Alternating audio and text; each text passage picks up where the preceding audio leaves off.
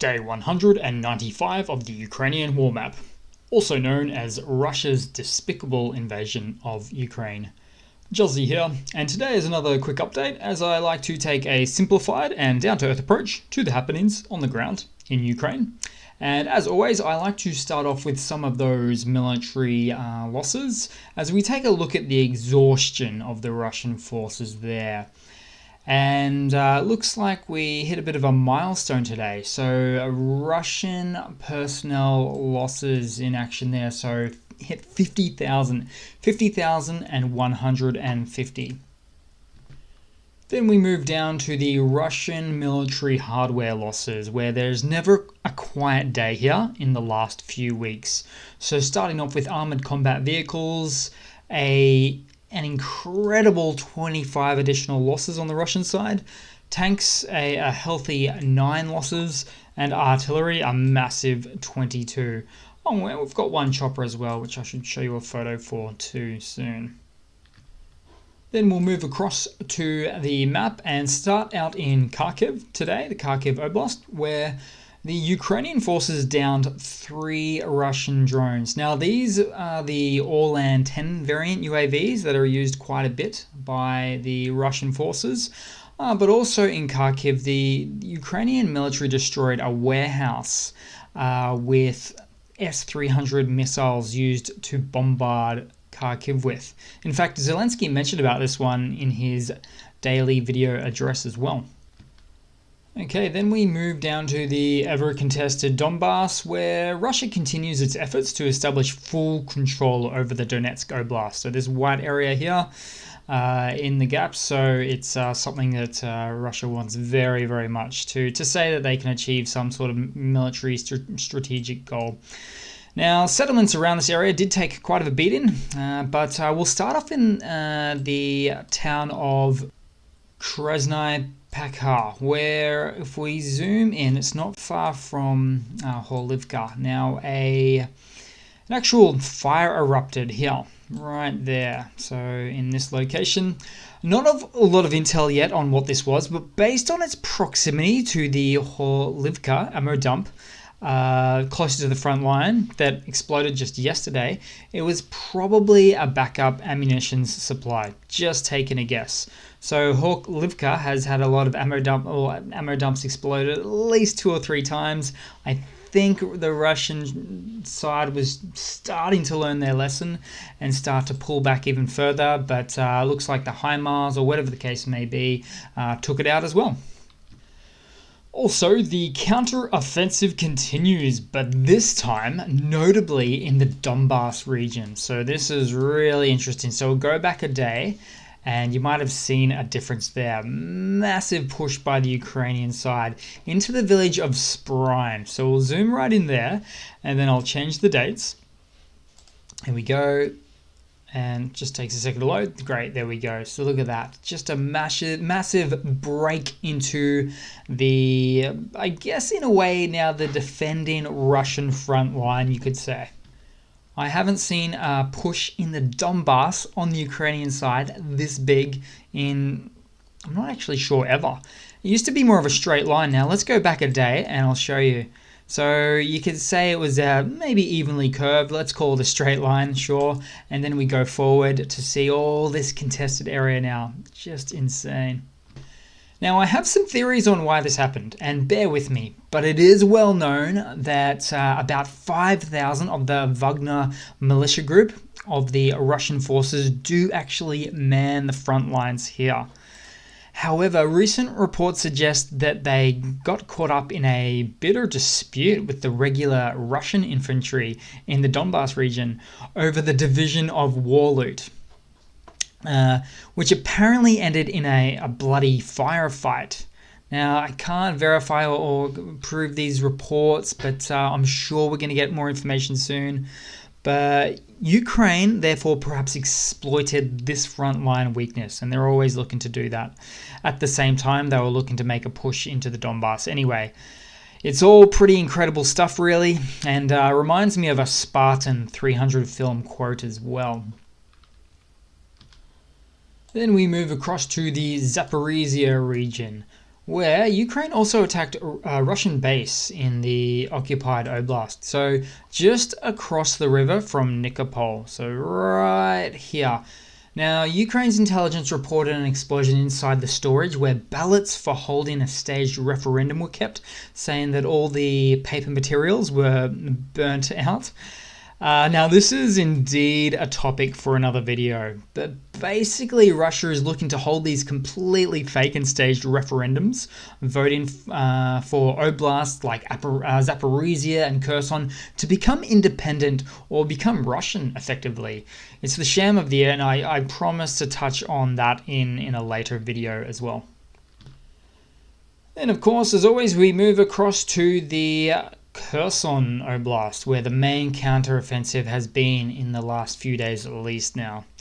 Now, in this Oblast, this is what the counteroffensive is doing in a nutshell. I mean, there can be many arguments made for it, but first of all, the Ukrainian side is closing off Russian escape routes.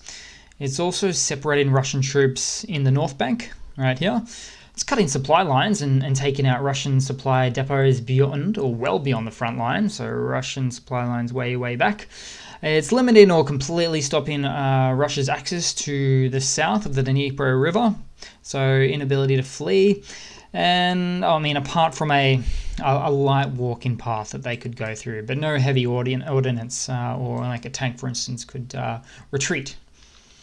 But I'll show you in the last 24-hour reporting period where a lot of the action has been. And of course, no stranger to explosions or fumes of smoke. Nova Kakhovka here continues to get pummeled by the Ukrainian forces. It's being used as a staging ground, command post, and weapons ammo dump by the Russian forces quite a bit. Perhaps at this stage they're learning that it's no good for doing such things.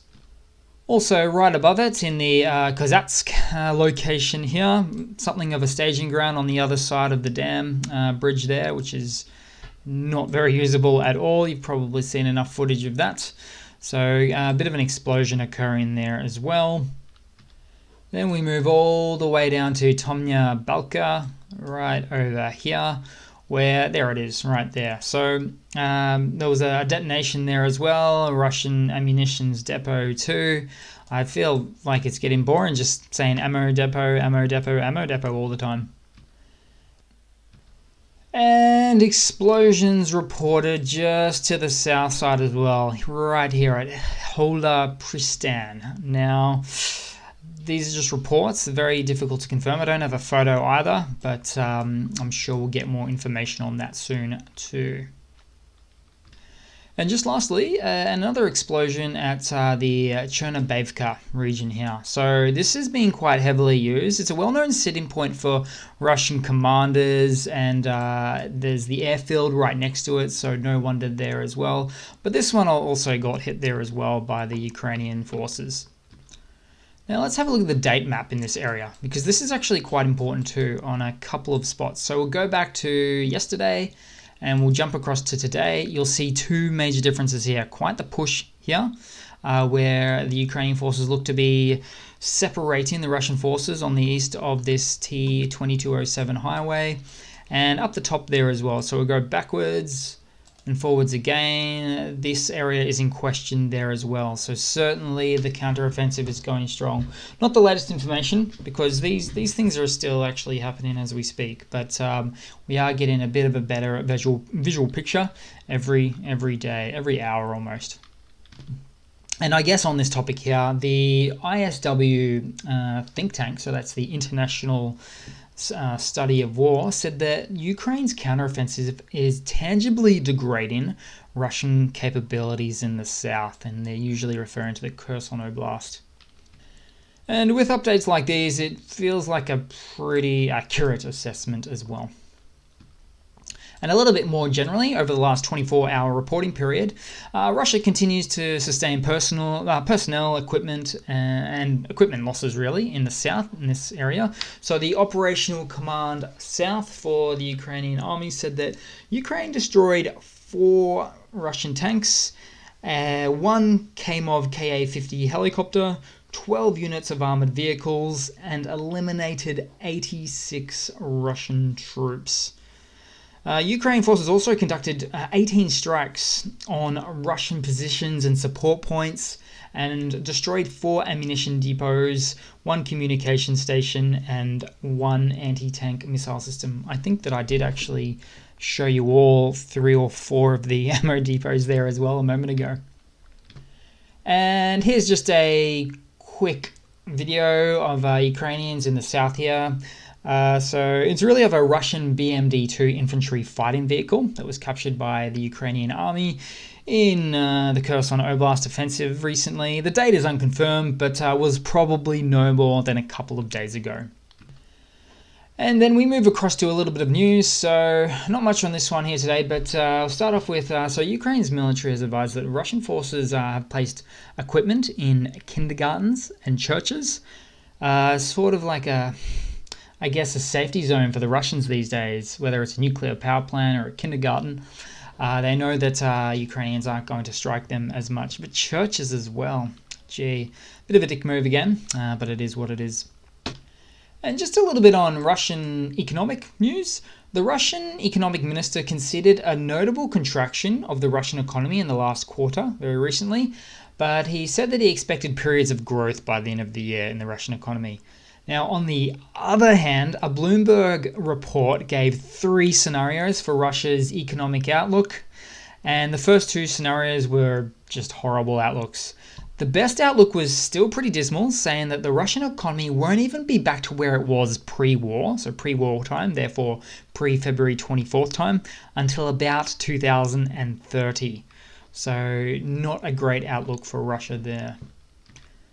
And a report from the New York Times has found that Russia is buying millions of artillery shells and rockets from North Korea, according to the newly declassified American intelligence. Now, this is quite the sign that global sanctions on Russia due to its aggression and invasion in Ukraine have severely restricted its supply chains and forced Moscow to turn to a pariah state like North Korea for military supplies. And in some other news, this is an interesting one. So Russia's foreign ministry said Moscow banned 25 US citizens from entering Russia, including Sean Penn and Ben Stiller, who traveled to Ukraine to meet the president of Ukraine, Volodymyr Zelensky, in June in support of Ukraine. Now, sanctions against celebrities like these tend to have the opposite effect, really. It will just make these people more outspoken critics of the Russian regime and garner further interest from the general populace as well. So, in other words, it just tends to backfire. And a bit of a funny as always to round off the day with, although this one is probably just a little bit bizarre. So Russia is in the throes of recruiting volunteer soldiers from a mental health unit for its war in Ukraine. This advert was displayed on the website of St. Petersburg's Psychoneurological Dispensary No. 2 and called for volunteers to join Russia's volunteer battalions. The poster promises volunteers perks if they sign a contract for 6 months, such as lump sum payments, housing compensation, and communal services.